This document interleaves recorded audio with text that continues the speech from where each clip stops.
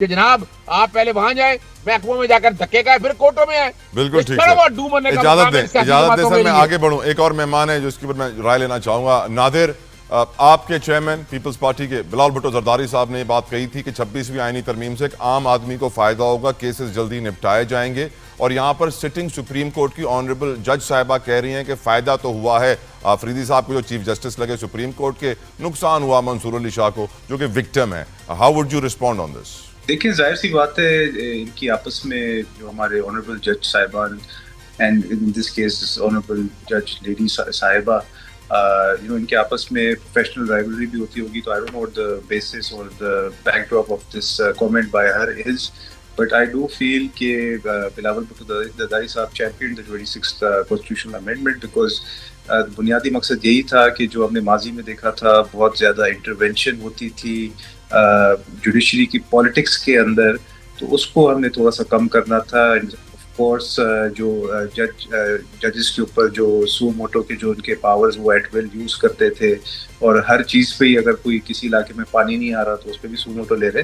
तो ये एक बेसिकली डिफरेंशिएट करना था between the powers of the judiciary, the executive, the legislature which is with in the country.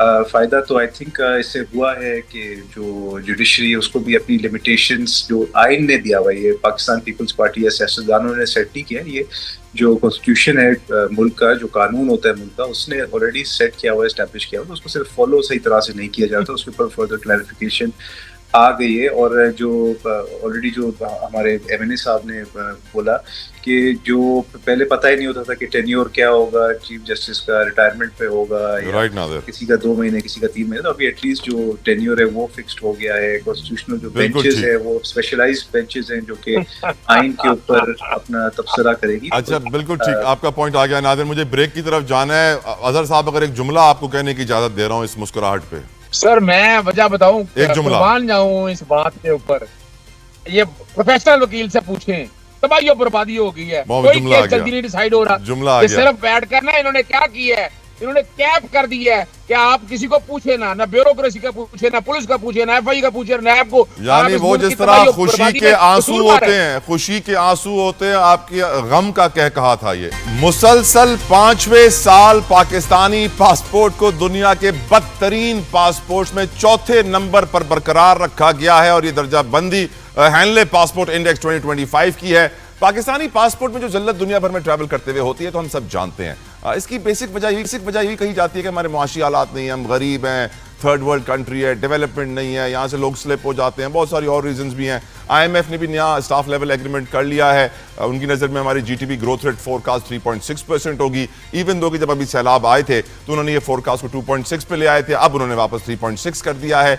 माशी तरक्की उनको नजर आ रही है। गरीब आदमी से अगर मैं हाल पूछूं तो गुर्बत कम नहीं हो रही है। आज ही मुल्क की आधी आबादी तकरीबन 47% गुर्बत की लकीर से नीचे है, 2 वक्त की रोटी से महरूम है, बेरोजगारी बढ़ रही है, इन्वेस्टमेंट्स हमारी डिक्लाइन हो रही हैं, लेकिन स्टिल हम देख रहे हैं कि हम कर्जों पे चलते हुए पेंशनें भी दे रहे हैं, ब्यूरोक्रेट्स की तनख्वाहें भी दे रहे हैं, सियासतदान को बड़ी बड़ी मराहत और नई नई करोड़ों की गाड़ियां भी दे रहे हैं। गुफ्तगू करूंगा शुरू नादिर गबोल से इस दफा। नादिर, आपकी नज़र में क्या इकोनॉमिक कंडीशंस जो हम पेपर के अंदर बेहतर होते हुए देख रहे हैं, क्या आप ग्राउंड रियलिटी भी उससे अग्री करते हैं कि वही है, या फिर ग्राउंड रियलिटी कुछ और है? आप इसके ऊपर क्या कहेंगे? देखिए, इम्प्रूवमेंट तो आ रही है, बट द ग्राउंड रियलिटी है कि अभी भी पाकिस्तान का एक बहुत बड़ा तबका माशी बहरान को फेस कर रहा है, 2 वक्त की रोटी अफोर्ड करने में मुश्किलात हो रही है, but at the same time improvement तो आ रही है। और सिर्फ पेपर पे नहीं, ये नज़र भी आ रहा है कि पहले हम रात को सोते थे, सुबह उठते थे तो 50-50 रुपए पेट्रोल की प्राइसेस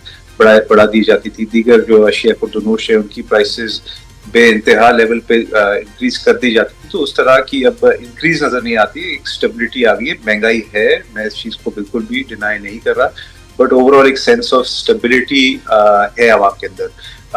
और ये चीज आईएमएफ ने भी और दीगर जो इंटरनेशनल इदारे हैं उन्होंने भी इंडोर्स किया है कि पाकिस्तान का ओवरऑल इकोनॉमिक कंडीशन वो इम्प्रूवमेंट की तरफ जा रहा है। इसमें जो बेरोजगारी है उसमें थोड़ी बहुत कमी आई है, क्योंकि मैं नहीं कह रहा कि बिल्कुल यहाँ पे कोई दूध की नहरें बहना शुरू हो गई है, बट थोड़ी बहुत अनएम्प्लॉयमेंट रेट भी कम हो गई है, जो इन्फ्लेशन रेट है वो भी कम हो गया है। एंड ओवरऑल पाकिस्तान का जो सिचुएशन है इट लुक्स बेटर। और पहले हमेशा से एक डाउट रहता था कि टाइम शॉर्ट है, I am sorry to interrupt. Engineer साहब, नंबर फजिंग का एक वर्ड यूज किया जाता है।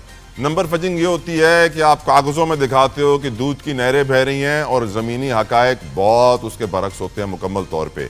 आपकी नज़र में ये जो इस वक्त कागजों के अंदर बेहतरी आ रही है, क्या आपको भी ग्राउंड रियलिटी उसके बरक्स नजर आ रही है या बिल्कुल सही आपको नजर आ रही है? और सेंस ऑफ स्टेबिलिटी जिसका नादिर ने भी जिक्र किया कि आप भी फील कर रहे हैं, इंजीनियर साहब। देखिए, फजिंग के जो रास्ता था वो तकरीबन उस वक्त बंद होना शुरू हो गए थे जबकि इंटरनेशनल ये जितने फाइनेंसिंग अदारे हैं इन्होंने हमारे जो वो कागज वाले फिगर्स थे, ये मैं ज्यादा पुरानी बात नहीं कर रहा, माजी करीब की बात कर रहा हूँ, कि वो उनको एक्सेप्ट करना छोड़ दिया था। अब तो सूरत हाल वो IMF ने भी कहा था कि हमारे ट्रेड नंबर्स के अंदर 11 अरब रुपए का घपला है, 11 अरब शॉर्ट हो रहे थे।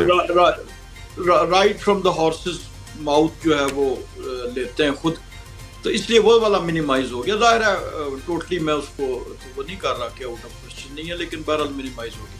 लेकिन सूरत हाल तो यह है कि हमने तकाबुल करना है उस वक्त से।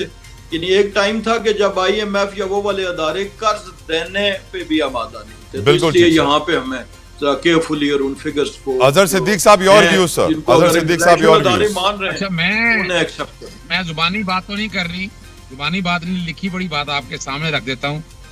GDP की कमी जो है ना, शराय नमू जो है ना, सुस्त है। 2024-25 में IMF के मुताबिक सिर्फ 2.6% तरक्की की उम्मीद है। ज़राअत और सनत में पैदावार कम हो गई है, महंगाई में इजाफा मुसलसल हो रहा है। सर, वो मरियम नवाज साहिबा ने आज ऑर्डर दिए हैं कि सब्जियों की कीमतें कम रखिए, क्योंकि सब्जियों की कीमतें आसमानों पे पहुंच गई सैलाब के बाद। वो मेरा ख्याल है उसी तरह ही है जैसे झंडा लटकाया जाता है, तस्वीरें लगाई जाती हैं। छोड़े इस बात को, क्या महंगाई वो उनको क्या पता है, वो तो कमरे में बैठी। सर, झंडा तो बहुत अच्छा लग रहा है सर, आप झंडे की बुराई ना कीजिए सर। अच्छा, दूसरी बात नहीं का, दरामदात ज्यादा है, बरामदात कम है, ये मैं नहीं कह रहा, मैं पढ़ के आपके सामने बता रहा हूँ। और फॉरेन दबाव जो रिजर्व जो है ना, दबाव का शिकार है। कर्ज और बैरूनी माली बहरान बड़ी बुरी तरह है। टैक्स कलेक्शन सत्यानाश हो गया है। आपके पास सियासी इस्तेकाम आपके पास है नहीं। आपको आप अंदाजा खुद लगा लेना, जब हमें गिराया था डॉलर 140 से आज डॉलर कहाँ खड़ा है। आज गौर करें पेट्रोल की कीमत कहाँ से कहाँ खड़ी है। जो बता रहे हैं लाखों अफराद मुल्क से बाहर जाएंगे, किसने कहा है यार? रोजाना लोग यहाँ भीख मांगने के लिए, बेचारे कर्जे मांगने के लिए हमारे पास पहुंचे होते हैं। खुदारा इस मुल्क, मुझे ये बता दे, 3.5 साल में क्या इस मुल्क में करप्शन खत्म हो गई है? लाकर कोई करप्शन का बड़ा केस बता दे इस हुकूमत ने कौम के सामने लेके मां से। तोशाखाना 1, 2, 3 आने वाला है सर, और यही रह गया है, और क्या रह गया है? आप मनी लॉन्ड्रिंग इतनी हो रही है, आपकी सोच में नहीं है। स्मगलिंग वो चल रही है, मुल्क की इकोनॉमी का सत्य। हाँ, लोग बड़े महंगे हो गए, जाके चेक तो करना, दुबई में ज्यादा कौन ले रहा है, यूके में प्रॉपर्टियां कौन ले रहा है, स्पेन में, पोर्टुगाल में आपकी इमिग्रेशन कौन ले रहा है, आपको अंदाजा हो जाएगा। ये कौन से आए आज बैठकर एक कमीशन बनाए सर, इसीलिए शायद मुल्क की मईशत तरक्की कर रही है। पोर्चुगल में तो ख्वाजा आसिफ साहब को भी मालूम है कितने ब्यूरोक्रेट्स ने लिया है। आप गौर करें इस बात पे, दुख और अफसोस इस बात का है कि यहाँ मुल्क गरीब हो रहा है। अब इनके जो खास जो चहीते हैं, हर एक ने फ्रंट मैन रखा हुआ है। एक दोस्त मेरे पास साफी अहमद आए मेरे पास, तो वो एक सिर्फ छोटी सी मिसाल बताने लगे कि सैलाब के दरमियान एक मार्की को 1.5 करोड़ रुपए की थी, तो बकौल उन्होंने कहा कि जनाब 4.5 करोड़ लगाए, एक तीसरा अकाउंट दिया गया। इस तरह के बहुत सी चीजें हैं, या आप बताएं तो सही ना। आए ना नैब को कहे ना कोई इंक्वायरी और इन्वेस्टिगेशन करे, एंटी करप्शन को कहे, वो CCD रख लिया बंदे मारने के लिए, वो पीरा रख लिया है। गरीब आदमी अगर थोड़ी सी तजावजात हो गई है, उसको जीना आराम कर दो, उसका बुरा हाल कर सर, दो। CCD की बुराई ना करें, नेफे में जो गोलियां चल रही हैं सही चल रही है। मेरे पास टाइम खत्म हो गया है। सर सिद्दीक साहब, thank you so very much.